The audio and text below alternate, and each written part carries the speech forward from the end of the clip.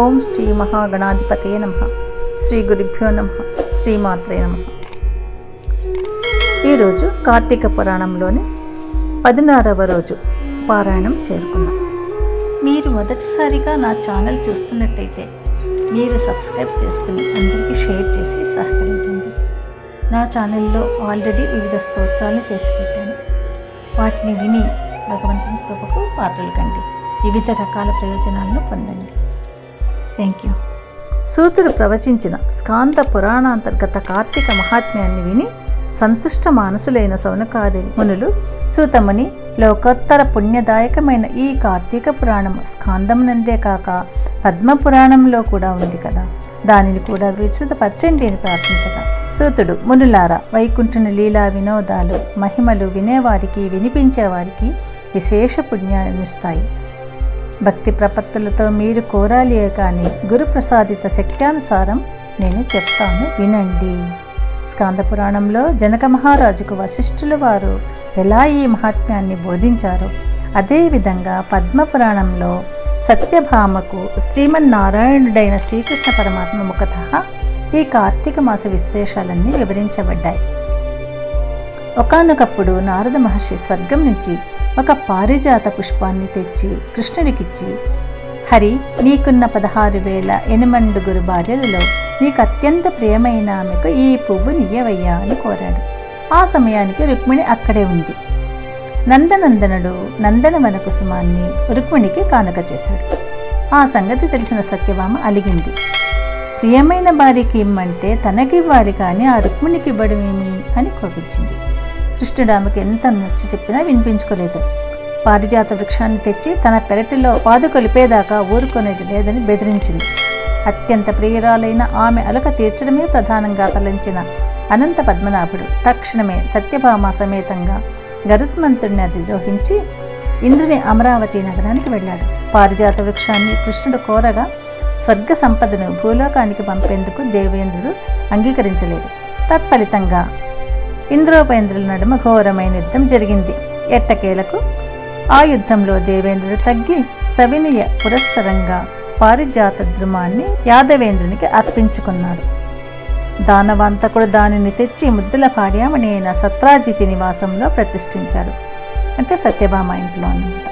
అందువలన అమితానందాన్ని పొందిన ఆమె తన భర్త అయిన పీతాంబరునితో చాలా ప్రేమగా ప్రసంగిస్తూ, ప్రాణప్రియ, నేనెంతైనా ధన్యురాలిని. నీ 16,008 స్త్రీలలో నేనే నీకు మీద మిక్కిలి ప్రియతమను కావడం వలన నా అందచందాల్లో ధన్యత్వం పొందాయి. అసలు ఈ జన్మలో నీ అంతటి వాడికి భార్యను కావడానికి, నీతో పాటు గరుడారుడనే బందెతో స్వర్గ సందర్శనం చేయడానికి కథలుగా చెప్పుకోవడమే తప్ప ఎవ్వరూ కళ్ళారా చూసి ఎరగని కల్పవృక్షం అనగా పారిజాత వృక్షం నా పెరటి మొక్కగా ఉండడానికి ఏంటి కారణము?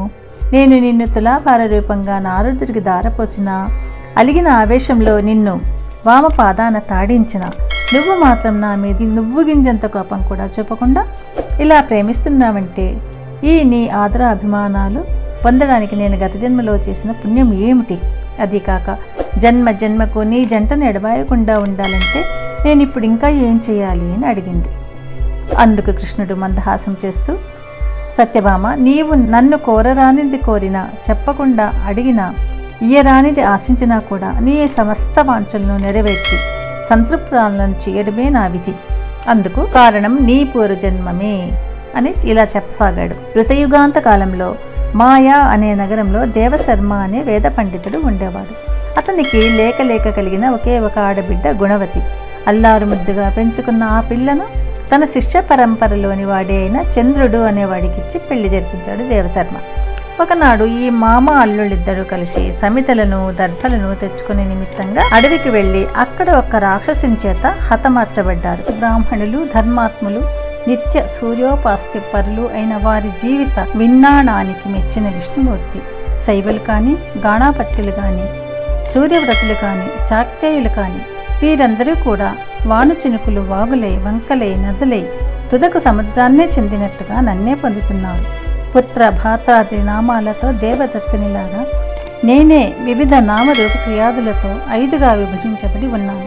అందువలన మరణించిన మామ అల్లుళ్లను మనం వైకుంఠానికి తీసుకుని రమ్మని తన పార్షదులను ఆజ్ఞాపించాడు. పార్షదులు ప్రభువాజ్ఞను పాటించారు. సూర్య తేజస్ సమకాంతులతో ఆ ఇరువురు జీవాలు వైకుంఠం చేరి విష్ణు సారూప్యాన్ని పొంది విష్ణు సాన్నిధ్యంలోనే మసలసాగాయి. భర్ర మరణ వార్తను విన్న గుణవతి ఎంతగానో కుంగిపోయింది. కానీ పోయిన వారితో తను కూడా పోలేదు కదా. మరణం ఆసన్నమయ్యేదాకా మనుగడ తప్పదు కదగా. వేరొక దిక్కులేని ఆ యువతి ఇంట్లో ఉన్న వస్తు సంచయాన్నంతటినీ విక్రయించి తండ్రికి భర్తకు ఉత్తమ గతులకై ఆచరించవలసిన కర్మలను ఆచరించింది. శేష జీవితాన్ని శేషసాయి స్మరణలోనే గడుపుతూ దేహ పోషణార్థం కూలి పని చేసుకుంటూ ఆధ్యాత్మిక చింతనతో హరిభక్తిని, సత్యాన్ని, శాంతాన్ని, జితేంద్రియత్వాన్ని పాటిస్తూ ఉండేది. పరమ సదాచారపరులైన వారింట పుట్టి పెరిగింది కావడం వలన బాల్యం నుండి అలవడిన కార్తీక వ్రతాన్ని, ఏకాదశి వ్రతాన్ని మాత్రం ప్రతి ఏటా విడవకుండా ఆచరించేది.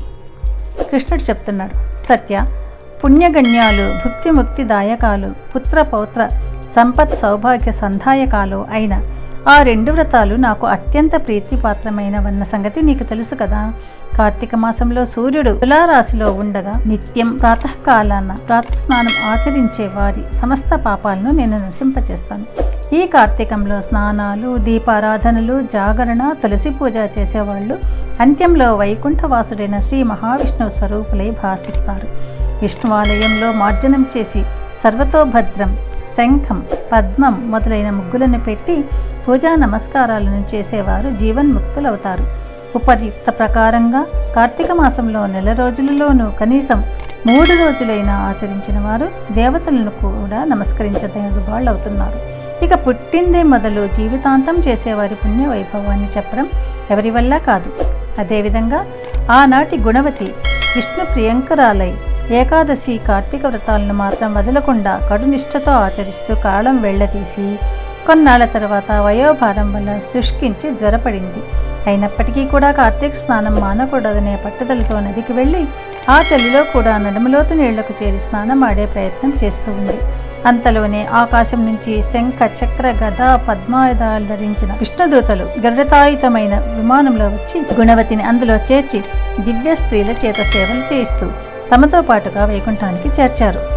కార్తీక వ్రత పుణ్యఫలంగా పొగలేని అగ్నిశిఖలా ప్రకాశిస్తూ ఆమె హరి సాన్నిధ్యాన్ని పొందింది. అనంతరం శ్రీ విష్ణువు అయిన నేను దేవతల ప్రార్థన మీద దేవకీ గర్భాన అలా కృష్ణుల్లా అవతరించాను. నాతో పాటే అనేక మంది వైకుంఠవాసులు కూడా యాదవులుగా జన్మించారు. పూర్వ జన్మలలోని చంద్రుడు ఈ జన్మలో అక్రూరుడయ్యాడు. అలనాటి దేవశర్మ సత్రాజిత్తుగా ప్రభవించాడు. బాల్యం నుంచే కార్తీక వ్రతం మీద, నా మీద మాత్రమే మనసు లగ్నం చేసిన గుణవతే నువ్వు అంటే సత్రాజిత్తు కుమార్తెవైన సత్యభామగా ఇలా జన్మించావు. ఈ జన్మ వైభోగానికంతటికీ కారణం పూర్వజన్మంలోని కార్తీక వ్రతాచరణ పుణ్యలేశమే తప్ప ఇతరం కాదు. ఆ జన్మలో నా ముంగిట తులసి మొక్కను పాటిన పుణ్యానికి ఈ జన్మలో కల్పవృక్షం నీ వాకిట వెలిసింది. ఆనాడు కార్తీక దీపారాధన చేసిన ఫలితంగా ఈనాడు నీ ఇంట వంట కూడా లక్ష్మీ కళ స్థిరపడింది. అలనాడు నీ సమస్త వ్రతాచరణలో పుణ్యాలను కూడా నారాయణాయైతే సమర్పయామి అంటూ జగత్పతినైన నాకే దారపోసిన దానికి ప్రతిఫలంగా ఇప్పుడు నా భార్యవయ్యావు. పూర్వజన్మలో జీవితాంతం వరకు కార్తీక వ్రతాన్ని విడవల్ని భక్తిగా ప్రతిగా సృష్టి ఉన్నంత వరకు నీకు నాకు ఎడబాటు లేని ప్రేమను అనుభవిస్తున్నావు. సత్యభామ, నువ్వే కాదు, నీ మాదిరిగా ఎవరైతే కార్తీక వ్రతానుష్ఠానిష్ఠులు, నా భక్తగరిష్ఠులు అయి ఉంటారు వారందరూ కూడా నాకు ఇష్టులై సర్వకాల సర్వావస్థలలోనూ కూడా తత్కారణాల రీత్యా నా వారుగా నా సాన్నిధ్యంలోనే ఉంటూ ఉంటారు. రాఘవతి, ఒక రహస్యం చెప్తాను విను. తపో, దాన, యజ్ఞాధికాలను ఎన్నటికీ నిర్వర్తించని వారైనా సరే కార్తీక వ్రతాచరణ పరులకు మాత్రమే లభించే పుణ్యంలో 16వ వంతు పుణ్యం కూడా పొందలేరని గుర్తుంచుకో. ఈ విధంగా శ్రీకృష్ణ పురోక్తమైన తన పూర్వజన్మ గాథను, కార్తీక వ్రత పుణ్యఫలాలను విని పులకితాంగి అయిన సత్యభామ తన ప్రియ పతి అయిన విశ్వంభరుడికి వినయ విధేయతలతో నమస్కరించింది. ఇక్కడితో మనకు 16వ నాటి పారాయణం సమాప్తమవుతుంది. ఎప్పటిలాగానే మనము ఒక శివస్థుతి, ఒక కృష్ణస్థుతి చెప్పుకుందాం. శివస్థుతి.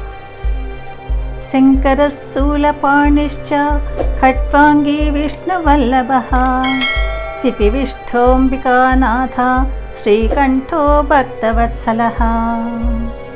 शङ्करशूलपाणिश्च खट्वाङ्गी विष्णुवल्लभः सिपिविष्टोऽम्बिकानाथ श्रीकण्ठो भक्तवत्सलः।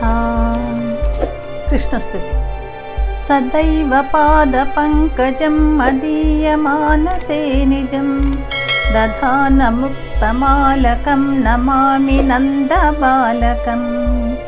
समस्तदोषशोषणं समस्तलोकपोषणं समस्तगोपमानसं नमामि नन्दलालसम्। सर्वं श्री शिवकृष्णार्पणमस्तु।